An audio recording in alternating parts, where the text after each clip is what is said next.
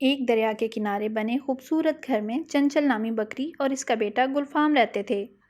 چنچل اپنے بیٹے کو بے حد پیار کرتی تھی۔ اگر کسی کام سے اسے باہر جانا پڑے تو بیٹے کو گھر کے اندر مکفل کر کے جاتی۔ ایک دن چنچل کو اپنی بیمار خالہ کی مزاج پرسی کے لیے جانا پڑا۔ اس نے گلفام سے کہا، اپنا خیال رکھنا، میں سورج غروب ہونے سے قبل واپس آنے کی کوشش کروں گی۔ کسی اجنبی کے لیے دروازہ مت کھولنا۔ چنچل کی روانگی کے کچھ دیر بعد ایک بھیڑیا جو کافی دنوں سے اس انتظار میں تھا کہ کب بکری اپنے بچے کو اکیلا چھوڑ کر جائے گی کہ وہ اسے کھائے، یہ موقع آج اسے مل گیا۔ آہا، چنچل تو اپنے موٹے تازے بیٹے کو گھر چھوڑ گئی ہے۔ آج رات روسٹ بکرے کی ڈنر کی توقع رکھی جا سکتی ہے۔ بھیڑیے نے اپنی آواز بدل کر دروازے پر دستک دے کر کہا، میرے پیارے پوتے، دروازہ کھولو، میں تمہارا دادا ہوں، تم سے ملنے آیا ہوں۔ گلفام نے دروازے کی جھری سے دیکھا تو کہا، ارے یہ تو وہی خوفناک بھیڑیا ہے جس کے متعلق ماں نے مجھے خبردار کر رکھا ہے۔ میں اس کی چال میں نہیں آؤں گا۔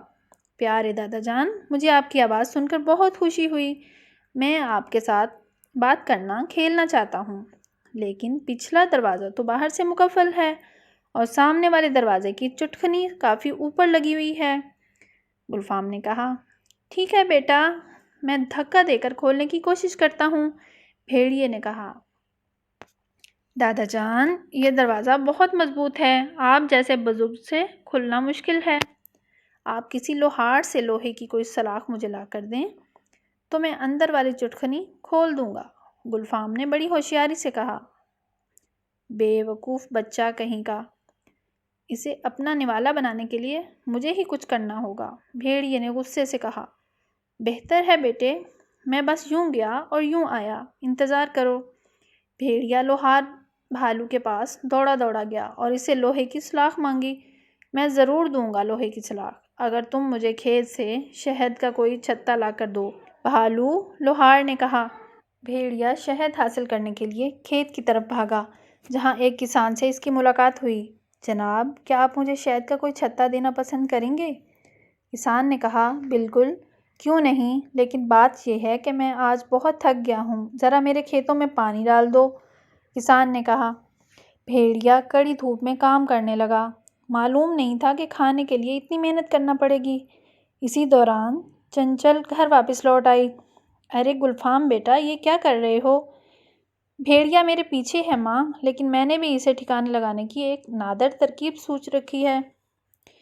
گلفام نے اپنے منصوبے سے ماں کو واقف کیا۔ واہ، بہت خوب میرے ہوشیار بیٹے، میں گڑھا کھودنے میں اپنے نوکیلے سینگوں سے تمہاری مدد کروں گی۔ ادھر کھیت پر یہ لو شہد کا چھتا، اب تم کام ختم کر کے جا سکتے ہو، کسان نے کہا۔ شکر ہے، میں تو سمجھا تھا کہ یہ مجھ سے سارا دن مسلسل کام لے گا، بھیڑیے نے سوچا، اور چھتا لے کر بھاگتا ہوا لوہار کو شہد دینے اس کے پاس پہنچا۔ لوہار نے شہد لے کر سلاخ دیتے ہوئے کہا، یہ لو بھائی، یہ بہت مضبوط ہے۔ وہ سلاخ لے کر فوراً بکری کے گھر آیا۔ میرے پیارے پوتے، میں تمہارے لیے لوہے کی سلاخ لے آیا ہوں، یہ دیکھو رہی۔ بہت بہت شکریہ دادا جان، آپ یہ مجھے کھڑکی سے دے دیں، گلفام نے کہا۔ جاؤ ماں، جلدی سے اس پردے کے پیچھے چھپ جاؤ۔ پھر گلفام نے جیسے ہی دروازہ کھولا، بھیڑیا ویسے ہی تیزی سے جھپٹا اور دھڑاک، وہ دروازے کے سامنے کھدے ہوئے گڑھے میں گر گیا۔ پھر منصوبے کے مطابق چنچل اپنی سینگیں اٹھا کے دوڑی اور خوب اس کی درگت بنائی۔